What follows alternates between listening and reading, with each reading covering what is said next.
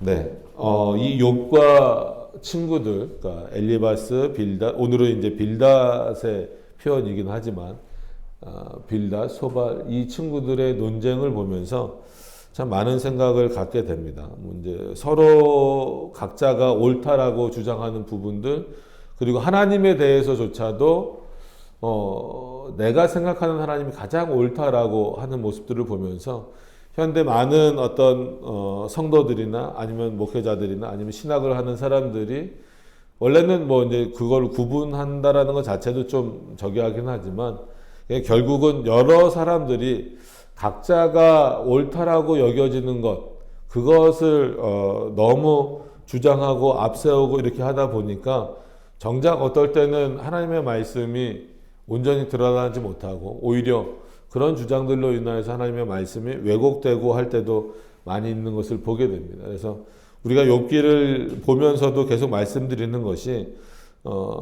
얼마든지 하나님이 이제 너네들 그만 얘기해라. 이제 더 이상 뭐 맨날 똑같은 얘기하고 서로 그냥 다 자기 주장만 옳다고 얘기하고 또 더 나아가서는 즉 하나님에 대해서 즉 나에 대해서 얘기하는 것 같지만 결국은 너희 스스로가 의롭다라고 말하고 너희가 가장 잘났다라고 말하는 그런 모습들을 내가 이제 더 이상 못 지켜보겠다. 이제는 내 말을 들어라. 이렇게 하실 수도 있어요. 물론 나중에 이제 그런 비슷한 말씀으로 좀 책망을 하시죠. 근데 이제 거의 이제 논쟁은 3장부터 시작이 되니까 3장부터 20장이 넘어가도록 또 30장 초반까지도 초중반까지도 계속해서 하나님이 기다리고 계시는 거예요. 그래서 인내하신다 라고 했을 때 우리도 어떻게 보면 신앙생활 하는 데 있어서는 어느 정도는 그 인내가 굉장히 필요한 부분이에요. 그래서 우리 칼빈주의 5대 교리 중에 마지막에 이제 성도의 견인입니다. 그러니까 우리는 한자 문화권이기 때문에 견인이란 뜻을 보통 이렇게 그 무슨 레카차가 이렇게 고장난 차를 끌고 가는 것처럼 이렇게 생각하는 경우가 있어요. 물론 어떤 의미에서 이제 그 견인이란 단어보다도 그 성도를 인도하신다라는 차원에서는 물론 그런 부분도 어느 정도는 있습니다. 하나님 자신의 백성을 이렇게 이끌고 가신다. 끌고 가신다. 그러니까 전적으로 모든 것이 하나님의 역사다라는 차원에서는 분명히 그런 의미가 있지만 본래적인 의미에서 그 견인은 성도로 하여금 이 땅에서 참고 인내하고 견디도록 하신다라는 거예요. 그것을 우리는 솔직히 그런 만한 능력이 없잖아요. 참을 만한 능력도 없고. 여러분 뭐 고통을 얼마나 참으실 수 있으세요? 아니면 어려움을 얼마나 참으실 수 있으세요? 아니면 뭐 여러 가지가 됐죠. 뭐 즐거움도 어떨 땐 좀 참아야 될 때가 있고 고통도 좀 참아야 될 때가 있고 뭐 외로움도 참아야 될 때가 있고 얼마나 잘 참으실 수 있고 또 어떤 부분에서는 신앙생활이라고 하는 것 자체가 인내가 많이 필요한 부분들이 있습니다. 그러니까 기독교가 초창기에 들어오는 그 지역들 보면 참 그 문화와 충돌되면서 얼마나 많은 인내를 기다려야 돼요.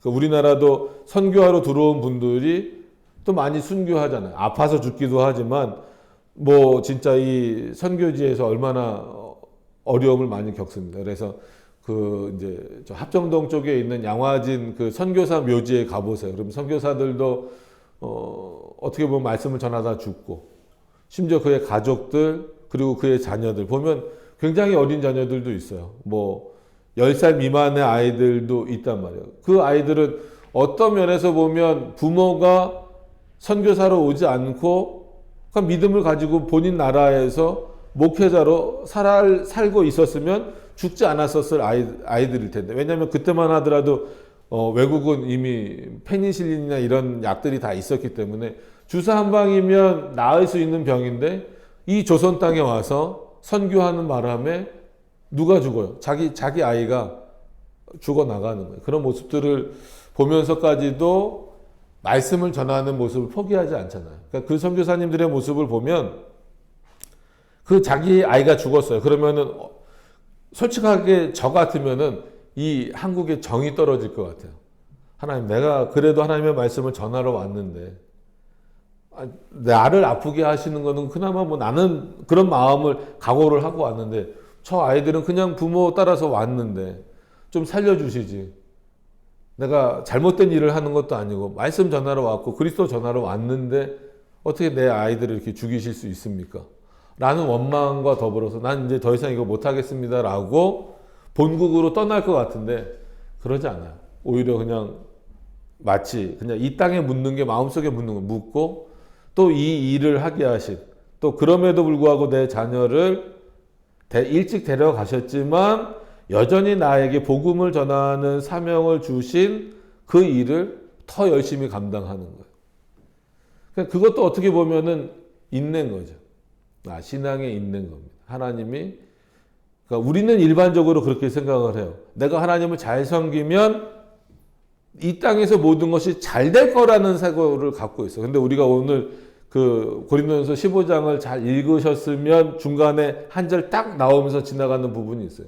너희가 이 세상에 이 생에 머물러 있다면 이 생의 것만 바라고 있겠지만 그것은 그리스도가 우리에게 주시려고 하는 목적도 아니고 그리스도가 이 땅에 오신 이유도 아니다라는 거예요. 여러분, 우리가 지금 이 자리에 앉아 있는 게 이 생의 것만 구하려고 앉아 계신다면 여기 앉아 계실 이유가 없어요. 이 생을 위한 종교들을 찾아가시면 됩니다. 불교도 이 생을 위해서 살아가는 거예요. 찾아가는 거예요. 그죠? 세상의 모든 종교들은 이 생을 위해서, 지금 살고 있는 이 생을 위해서 살아가는 거예요. 내 생은 어떨지 몰라요. 막연하게 생각할 뿐이죠. 근데 그리스도가 우리를 위해서 부활하셨고 영원한 생명을 주셨다라고 하는 것은 그리스도인들에게 있어서 내 생은 분명합니다. 영원한 하나님의 나라잖아요. 고통도 없고 아픔도 없고 슬픔도 없는 거예요. 그러나 이 땅에서는 그 그리스도를 따라가는 삶이 때로는 힘들고 어렵고 괴롭고 핍박의 삶이 될 수 있다라는 거예요. 그거를 너희가 견디겠느냐. 누구로 인하여서? 하나님으로 인하여서 견디겠느냐? 내가 그것을 잘 견뎌가도록 인도해 주겠다. 그게 성도의 견인입니다. 여러분, 그런 차원에서 신앙은 인내가 반드시 필요한 부분이에요. 어떻게 보면 하나님이 욥과 그의 친구들에게 요구하시는 내용이 그걸지도 몰라요. 그죠? 하나님에 대한 깊은 지식들을 아는 것도 굉장히 중요합니다. 근데 여러분, 욥과 같은 하나님에 대한 지식을 갖고 계십니까? 어떤 면에서 우리 그렇지 못할 가능성이 많아요. 그러면 잘못됐든 잘됐든 엘리바스나 빌닷이나 소발도 일정 수준 이상의 그 당시 사람들과 일반 사람들과 비교해서 비교가 안 될 정도로 깊은 하나님에 대한 지식을 갖고 있었어요.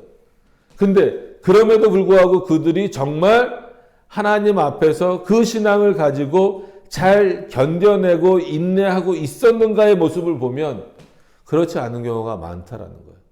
오히려 자기가 알고 있는 하나님에 대한 지식들을 다 동원해서 그러니까 나는 하나님이 이런 분이시니까 나는 인내하겠습니다. 나는 참겠습니다. 내가 억울한 얘기를 들어도 때로는 내가 슬픔에 빠져 있어도 내가 아픔에 빠져 있어도 누구로 인하여? 나를 인도하시는 나를 창세전에 택하신 하나님으로 인하여 나는 견디겠습니다. 라고 말하는 사람들이 한 명도 없어요. 그래서 욥기는 그런 차원에서 보시면 나에게도 있는 모습이 여기서도 적나라하게 드러나는구나. 그러니까 욥도 계속해서 자기 변명이잖아. 난 죄가 없다. 난 의롭다예요. 친구들도 넌 분명히 죄가 있다. 너에 비해서는 나는 의인이다. 지금 그런 얘기입니다.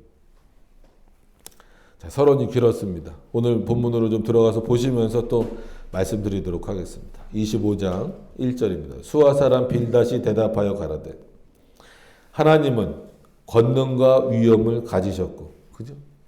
뭐 이거를 부정할 수는 없잖아요. 우리도 그 하나님의 권능이 얼마나 큰가, 그리고 그 하나님의 위엄이 얼마나 높은가, 그것을 생각한다면 그렇기 때문에 우리는 주일을 함부로 보낼 수도 없고 주일뿐만이 아니라 우리의 모든 생을 하나님 앞에 헛되게 보내서는 안 된다라는 거예요. 왜냐하면 그 하나님의 권능 앞에 있는 자들이고 하나님의 위엄 앞에 있는 자들이에요. 그래서 많은 교회들이 오늘 이제 추수감사절로 지켜요. 그래서 개혁교회 중에서도 일부는 이제 추수감사절까지는 그래도 감사의 의미니까, 왜냐하면 이제 그 메이플라워를 타고 미국까지 도착했던 사람들 중에서 진정한 청교도들이죠. 아주 순수한 신앙을 가진 사람들이 지금처럼 미국 땅이 좋은 상태가 아니잖아요. 진짜 인디언들 살고 뭐 그 땅에 있는 현지인들 살고 그러다 보니까 당장 논밭을 일궈내지 않으면 먹을 것이 없죠. 그렇기 때문에 그 땅을 개간하고 씨를 심고 그래서 소산물을 얻었어요. 얻었기 때문에 그것을 하나님 앞에 감사드리는 마음으로 이제 시작이 됐습니다. 그런 순수한 마음만 남았으면 좋았겠는데 여전히 지금 미국에서 일명 땡스기빙데이라고 하는 그 행사의 가장 중요한 내용은 뭐만 남았어요? 칠면조 먹는 날. 그죠? 장인들끼리 모여서 이제는 흥겹게 술 한잔 하면서 춤추는 날. 이런 의미가 남았어요. 결국은 맨 처음에 시작은 아무리 좋은 의미로, 즉 하나님 앞에 정말 이 척박한 땅에 와서 그래도 하나님의 은혜로, 즉 이른 비와 늦은 비를 주시는 그 은혜로 말미암아 이 소산을 얻어서 우리가 먹고 살 수 있게 되었습니다. 그런 감사의 의미로 하나님 앞에 영광을 돌리는 날이었음에도 불구하고, 그 시기였음에도 불구하고, 이제는 미국의 역사를 보면 이제 250년이에요. 채 300년도 안 됐습니다. 그죠? 근데 200여 년 지난 지금은 그 의미는 전혀, 그 하나님께 진정한 감사를 돌리는 의미는 온전히 퇴색되고 자기네들이 즐기는 날이 되어버렸다라는 거예요.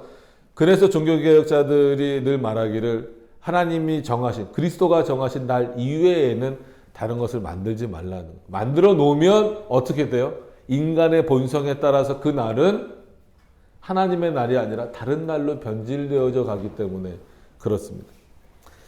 그런 차원에서 본다면 하나님의 권능과 위험 앞에 우리가 있다라고 하는 것은 참 놀라운 은혜죠. 그래서 어떻게 보면 매주 우리는 감사하는 마음으로 하나님 앞에 드려야 돼요. 그래서 추수감사절 얘기가 나왔으니까 말씀을 드리면 그래요. 뭐 그날 뭐 이렇게 막 앞에 막 과일 갖다 놓고 막 이런 거 다 좋은데 제가 이제 예전에 있던 교회에서 추수감사절 뭐 그런 행사하니까 아이들 보러 뭐 여러 가지 갖고 오라고 했어요. 갖고 오는 건 뭐 좋아요. 좋은데 꼭 그런 행사 하잖아요. 뭐 하면서 이제 뭐 좀 꾸며봐라.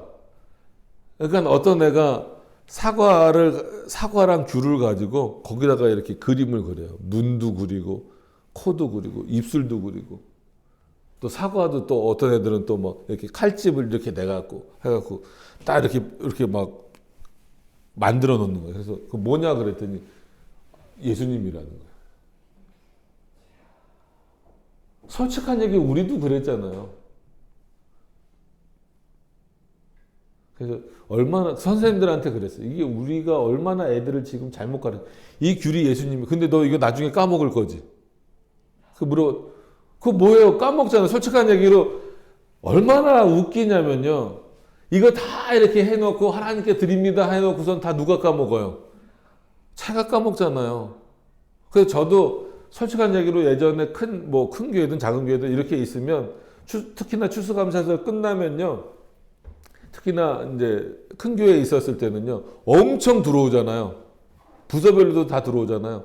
집에 갈 때 목사님 그냥 가지 마세요. 그 사무실에 진짜 사과 상자로 한 2박스 이렇게 있어요. 그 안에 성도들이 가져온 과일부터 해서 어떤 분들은 무도 가져오고 배추도 가져오잖아요. 그럼 그건 하나님께 드린 거예요? 저한테 준 거예요? 참 애매하죠. 그거 서로 나눠 먹는 거, 그게 뭐가 잘못됐냐. 맞아요. 그렇게 삐뚤어진 시각으로 안 보고, 뭐 하나님이 드실 수 없으니까 하나님 앞에 드리고, 예배 드리고 서로 나눠 가는 건 나쁘지 않죠. 그런 목적 나쁘지 않습니다. 그런데 드릴 때 어떤 마음으로 드리냐면, 마치 그런 뭔가 이렇게 그런 이상한 의미를 담아서. 그리고 꼭 그런 거를 시켜요. 막 그런 걸로 막 이렇게 만들잖아요. 이렇게 만들어서 이제 성탄절 다가오니까 막 나무 어디다 주워와갖고 외양간이 아니죠. 예수님 태어난 곳이 어디예요? 말구유 이런 것도 만들고 그래 놓고서 나중에 자기네들이 다 먹어요. 제사 음식이랑 뭐가 다르냐는 거예요. 그러니까 이게 인간의 본성. 과연 그런 모습 앞에 이 말씀을 딱 들이댔을 때, 물론 빌닷의 의도를 떠나서 이 본문의 내용만 보더라도 하나님의 권능, 하나님의 위엄 앞에 함부로 표현할 수 있냐는 거예요. 왜 아이들에게 성도들에게 귤이나 사과나 배를 던져주면서 이것을 가지고 하나님을 표현해봐라라고 하냐고. 그거를 주신 하나님께 감사를 드리는 것은 당연한 거고 마땅한 거지만 그것을 가지고 하나님을 표현하라는 것은 말도 안 되는 일이에요. 근데 그게 교회 안에서 얼마나 많습니까? 자, 뭐 오늘 뭐 그 얘기를 하는 건 아니니까 6절이어도 빨리 가야 됩니다. 지극히 높은 곳에서 화평을 베푸시느니라. 그죠? 지극히 높으시다라는 것은 언어의 한계적 표현이긴 하지만 하나님 어디 계시다라는 거예요. 저 위에 계시다는 거예요. 모든 것보다 크신 분이라는 거예요. 그 하나님께서 우리에게 화평을 주시는 분이시다. 그리스도인들에게 주시는 화평은 물론 그 마음의 화평과 더불어서 그 환경이 어떠하든지 간에 하나님 안에서 기쁨과 평안을 누릴 수 있어야 된다는 거예요. 그러니까 그런 것들을 누리지 못하면 어떻게 보면 진정한 기쁨을 아직도 맛보지 못한 것과 똑같은 거죠. 자, 3절에 군대를 어찌 계수할 수 있으랴. 하나님의 군대 뭐 얼마나 되는지 아세요? 모르잖아요. 이거는 숫자로 계수할 수 있는 게 아니잖아요. 어떻게 보면 하나님이 전쟁의 주인이시다.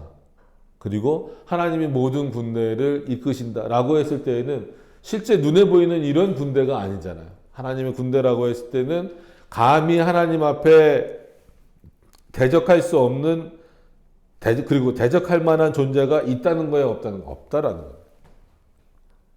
그만큼 모든 것을 이끄시는 분이고 모든 것보다 능력이 많으신 분이고 모든 것을 자신의 뜻대로 인도하시는 그 하나님이라는 거예요. 그래서 이 세상에 일어나는 모든 일들 가운데 하나님의 허락 없이 하나님의 능력 없이 되어지는 일이 없다라는 차원에서 그의 군대는 가장 강력한 군대입니다. 지금 세상에서 미군이 가장 강력하죠. 우리나라도 뭐 표면적으로는 뭐 핵을 빼놓고서는 육군은 세계 4위, 전체로 놓고 보면 세계 6위. 대단한 나라입니다. 그죠? 어떻게 보면 참 대단한 거예요. 이 지구상에서 보이지도 않고 지구본 돌려보면 대한민국 뭐 우리나라 사람들은 당연히 잘 찾겠지만 외국 사람들은 지구본에서 대한민국 잘 찾지도 못해요. 아시아 어디 있다는데 잘 안 보이네. 근데 그 조그만 나라가 물론 이제 유럽 나라들이 군비를 이렇게 축소하는 일이 있기도 했지만 딱 비교되는 전력으로 놓고 보면 예를 들어서 이 육군 전력 같은 경우는 저 유럽 대표적으로 2차 세계대전을 거쳤던 독일, 프랑스, 영국보다 앞서요. 우리나라 군대 장난 아닙니다. 그러면 이 군대를 가지고 하나님 이길 수 있습니까?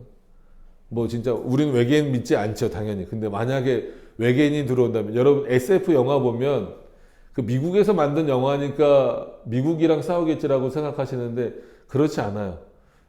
만약이란 표현은 그렇지만 외계인은 당연히 없죠. 근데 뭐 이제 그런 영화 보시면 왜 외계인들이 와갖고 미국하고 무조건 전쟁을 하겠어요? 미국을 꺾어야 지구를 이길 수 있는 거예요. 그만큼 미국은 거의 뭐 세계 최강입니다. 국방비만 1,000조라잖아요. 1,000조. 어마어마하죠. 그게 전체가 아니라 1년 국방 예산만. 그러면 그 군대는 하나님보다 세냐는 거예요.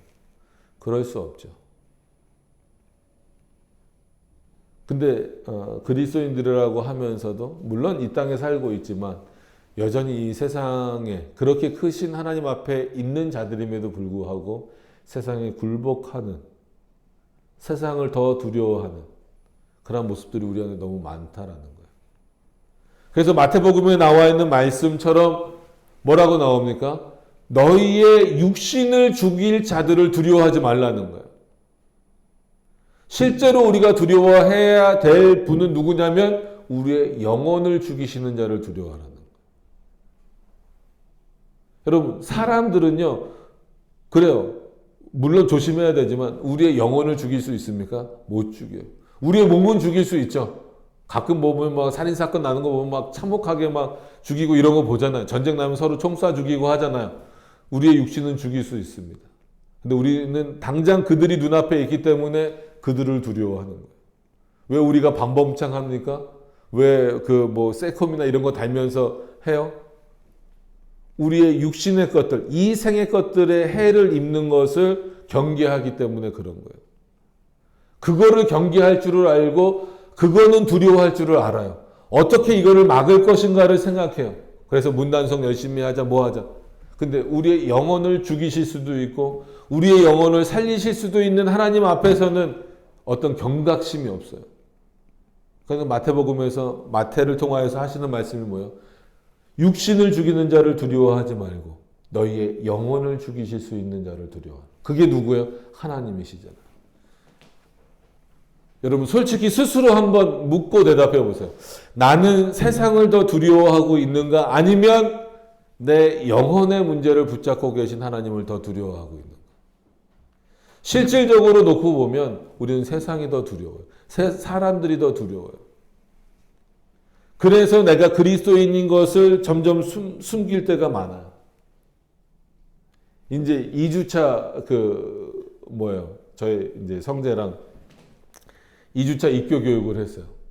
얘기를 들어보니까 요즘 아이들이 학교에서 신앙생활 하는 거, 그리고 내가 그리스도인이라는 것을 밝히는 게 더 힘들겠구나. 그래도 칭찬을 하나 해주면 밥 먹을 때 기도하고 먹는데요. 뭐 먹을 때죠? 이거 급식 먹을 때. 왜 칭찬을 해줬냐면, 그래도 제가 학교 다닐 때는 교회를 다니는 애들이 반에서 50% 이상은 다 됐어요. 그냥 어떻게 다니든지 간에. 그리고 지금 당장 교회를 안 다녔어도 교회를 다녔던 애들로 치면 거의 7, 80% 올라가요. 그래서 진짜 걔네들 앞에서 기도하고 밥 먹는 거는 너는 그렇게 유난을 떠냐 라고 할지언정 별로 그게 이렇게 적이 되는 게 아니었어요. 근데 지금은 애들은 줄었어도 그런 어떤 신앙적 행위를 하는 것 자체가 두려워지는 거, 부끄러워지는 거. 그리고 요즘은 누가 교회를 가? 이게 한국 교회만 일어나는 현상이 아니라고 말씀을 드렸잖아요. 전체를 보면 미국도 아직 문제가 없어요. 예를 들면 미국 전체를 놓고 보면 여전히 70% 80%가 그리스도인이에요. 내 종교가 뭐냐고, 당신 종교가 뭐냐고 물어보면. 근데 청년층으로 내려오면 10몇 프로로 줄어들고 10대 이하로 내려가면 미국도 3%래요. 3%. 그럼 앞으로 10년, 20년만 지나면 그 아이들이 어른 되잖아요. 그럼 그때 미국 설문조사하면 어떻게 나올까요? 끔찍하죠. 우리나라도 마찬가지예요. 큰 교회들, 특히 숫자가 많은 교회일수록 여전히 건재해 보이는 것은 작년부 그 성도들이 많기 때문이잖아요. 근데 어린아이들은 없어요. 별로 없어요. 청년들이 별로 없어요. 중고등부가 별로 없어요. 어렵죠. 이런 시대입니다. 하나님 앞에서 살아가는 시대가 이런 시대예요. 세상을 두려워하고 하나님은 정작 두려워하지 않는, 눈에 보이시지 않지만 가장 큰 권능과 위엄을 갖고 계신 그 하나님 앞에서는 그 하나님을 왜 섬겨야 하는지에 대한 그 확고한 믿음과 또 그 하나님을 왜 그러니까 두렵다라는 건 단순히 무섭다는 게 아니에요.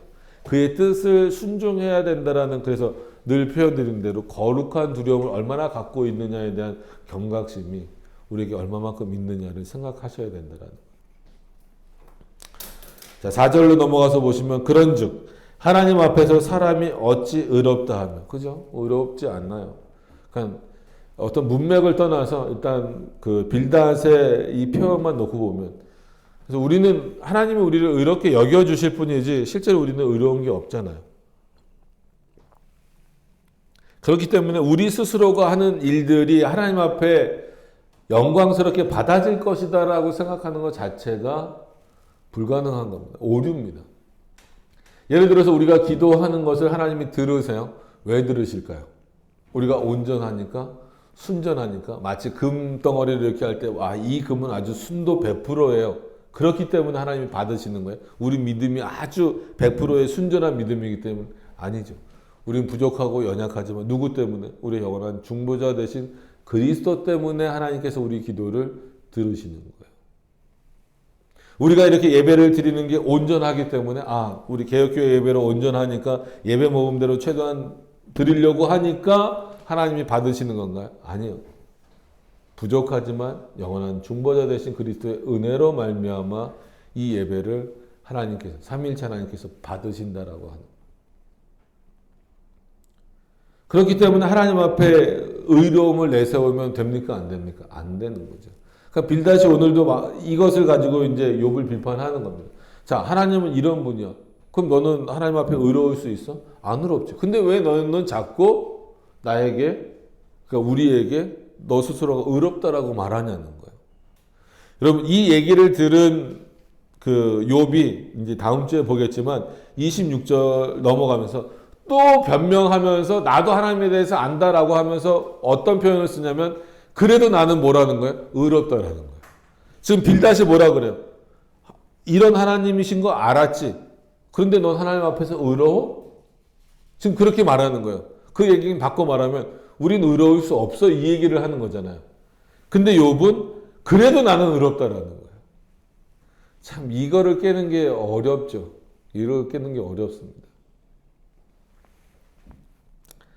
부녀에게서 난 자가, 그러니까 부녀에게서 났다라는 것은 이 보통 출생법으로 난 자가 어찌 깨끗하냐. 왜냐하면 우리는 원죄를 다 가지고 태어났잖아.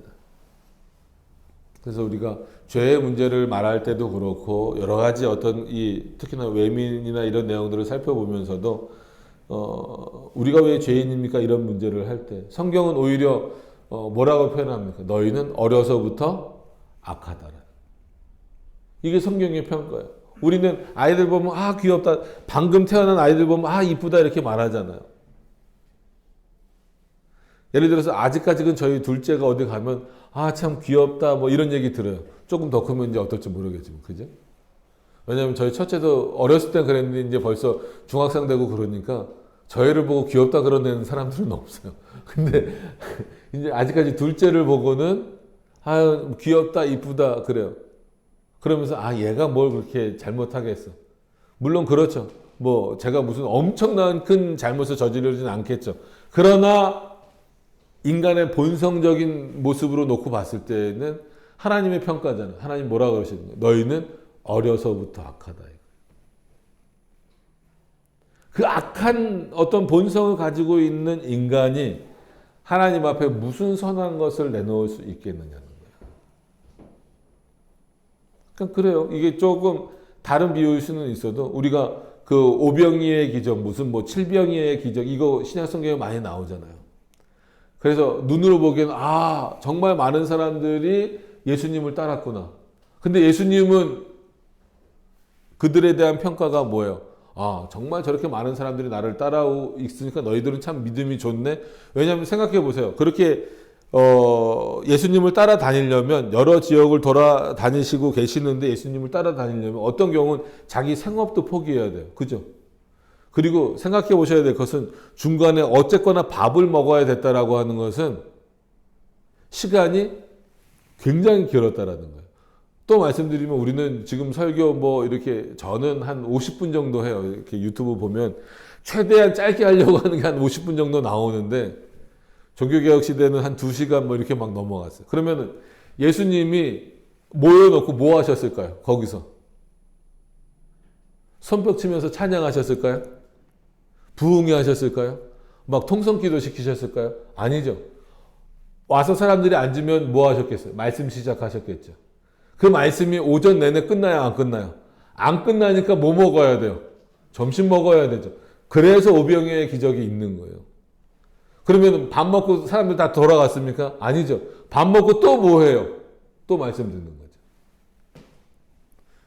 그렇게 들었어요. 그렇게 하나님의 말씀을 들었는데도 잘 못 살잖아요. 근데 지금은 어떻습니까? 주일날 겨우 하나님의 말씀 듣는데도 불구하고 그 시간에 집중을 못하고 어떻게 해서든 예배 시간을 저기 하려고 하고 지난주도 헌신 예배 갔더니 아예 얘기를 하더라고요. 제가 설교를 길게 한다는 걸 아니까 목사님 오늘은 제가 오전에 길게 해서 오후에는 좀 짧아야 될 것 같습니다. 그래서 25분만 해달래요. 그래서 딱 25분만 하고 내려왔어요. 그냥. 네. 그래야 다음에 또 한번 불러줄 것 같아서. 이건 농담입니다. 왜냐면 또 그 교회 사장이 있으니까. 뭐 어쩔 수 없죠. 그러니까 근데 그 정도 가지고 살아갈 수 있겠냐는 거예요. 근데 뭐 그거는 이제 다른 문제고 제가 말씀드리려고 하는 거는 그렇게 사람들이 많이 따라왔잖아요. 5,000명을 먹이셨단 말이에요. 그럼 남자만 5,000명이었어요. 산술적으로 그러면 여자들도 여자는 그때 숫자에 포함이 안 됐으니까 여자들도 있을 것이고 아이들도 있을 것이다 말이에요. 그러면 그 인원을 합치면 분명히 10,000명이 훨씬 넘어갔을 거예요. 그 인원을 예수님이 다 먹이셨어요. 근데 예수님이 평가가 뭐예요? 저들이 나를 따라오는 것은 믿음이 있어서가 아니라 먹고 배부르기 때문이다. 여전히 목적이 어디 있는 거야? 이 땅에 있는 거야. 야, 예수님 따라가서 보니까 앉아있는 건 조금 힘든데 먹네? 공짜로 먹네? 그냥 앉아있어도 일하지 않아도 먹네?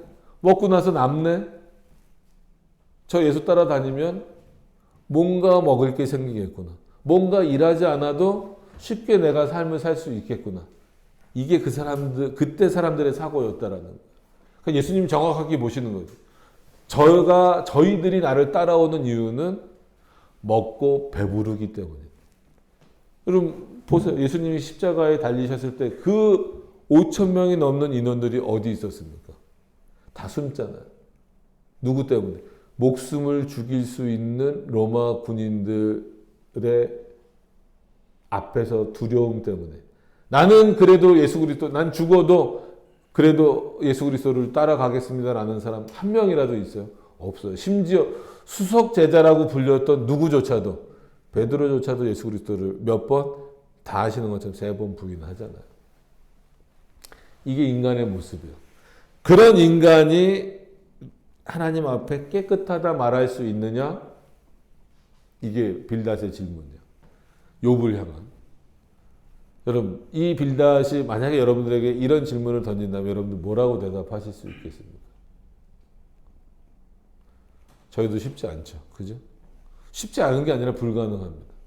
깨끗하지 못합니다.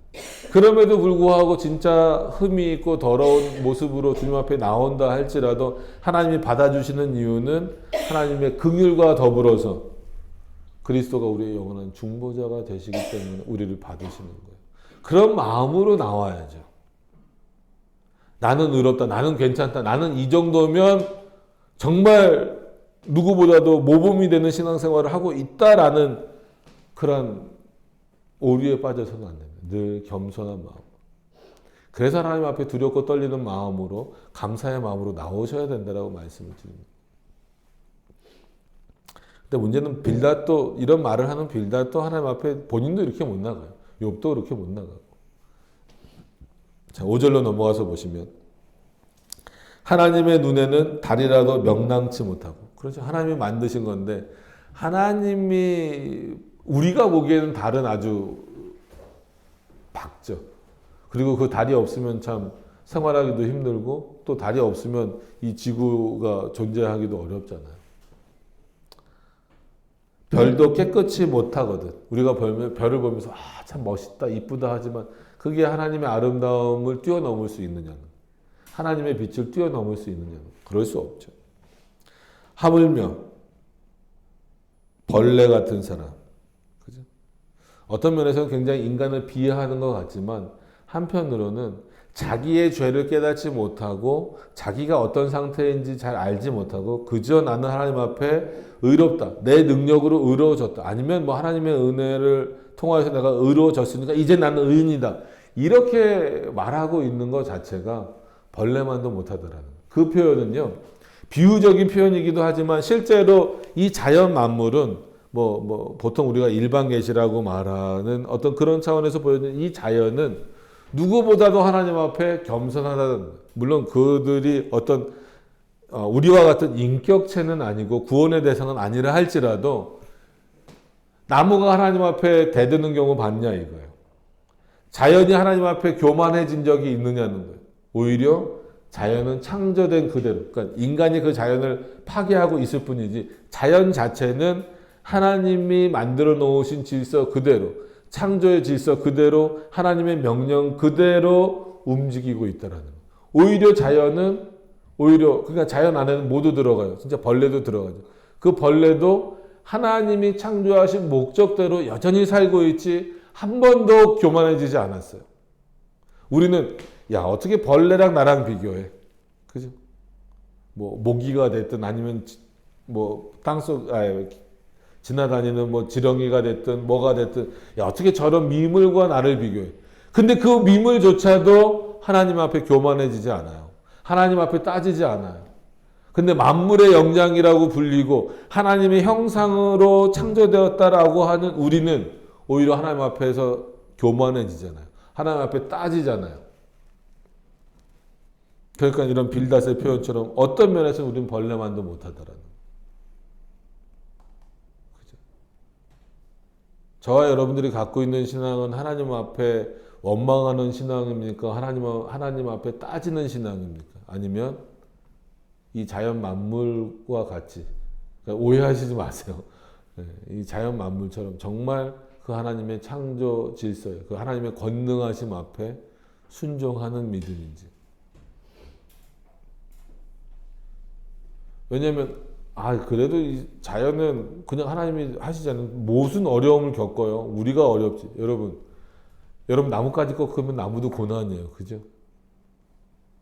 성탄절 다가올 때마다 제가 우스갯소리로 그럽니다. 저 나무들은 어떤 면에서 보면 겨울을 따뜻하게 나는 거고 어떤 면에서 보면 참 인간이 자기 눈에 보기 좋게 하려고 굉장히 저 나무를 고통스럽게 하는 거예요. 그죠? 죽은 나무에다 거는 경우도 있지만 버젓이 살아있는 나무에다가 크리스마스 트리 한다고 그 불꽃 장식 입혀놓고 뭐 불 켜고 있잖아요. 그럼 나무 입장에서 굉장히 괴롭죠. 물론 나무는 말할 수 있는 능력이 없으니까 그럴 수는 있어도 사람은 하나님 앞에 원망 덩어리로 남아있어요. 그런 면에서 보면. 그러니까 물론 빌닷의 그 비유가 극단적이긴 합니다. 그죠? 그럼에도 불구하고 하나님이 창조하신 사람을 벌레와 구더기로 비유한다라는 건 좀 그렇지만 오죽했으면 이런 비유를 들었겠느냐라는 것도 한번 생각을 보시면 좋겠어요. 그래서 벌레인 사람, 구더기인 인생. 구더기가 파리가 되지 못하면 참 그건 처참한 거잖아요. 그리고 그 구더기 보세요. 얼마나 지저분한 곳에 살고 막 그래요. 저희도 한번 그런 일을 겪었어요. 저 옆에서 생각지도 않게 고양이가 죽는 바람에 아주 그냥 그거 평생 볼 만한 구더기를 전부 다 봤어요. 천장에서 구더기가 비처럼 떨어지는데요. 참 정말 기가 막히더라고요. 그거 치우는데 아주 그냥 고생을 했는데 그런 인생. 하나님의 은혜가 없다면 그리고 하나님의 은혜를 모른다면 내가 정말 파리가 돼서 아니면 좀 애벌레까지 비유를 표현해서 화려한 나비가 될 것을 모르는 인생이라면 즉 하나님이 인도하셔서 궁극적으로는 나를 좋게 하여 주실 분이다. 나를 귀하게 여겨 주실 분이다라는 것을 모른다면 그 구더기의 인생은 그냥 거기서 끝나는 거죠. 여러분 아주 오늘 빌닷의 표현이니까 내 인생이 벌레 같고 내 인생이 구더기 같다 할지라도 하나님이 우리를 거기에 머무르게 하시진 않는다라는 거예요. 그렇다라고 한다면 왜 나를 이렇게 벌레같이 하셨습니까? 내 인생을 구더기같이 하셨습니까? 라고 원망하시지 말고 그 길을 잘 걸어가시면 돼요. 힘들죠, 당연히. 벌레처럼 사는 거, 구더기처럼 사는 거 쉽지 않습니다. 그럼에도 불구하고 우리를 인도하시는 분이 하나님이라면 그것을 통해서 인내하게 하셨다면 그래서 성도의 견인 말씀드린 거예요. 오늘 예배 설교 시작하기 전에 잘 인내하셔야 돼요. 잘 인내하시면서 그 하나님 앞에 그 온전한 순종의 모습으로 나아가실 수 있어야 돼요.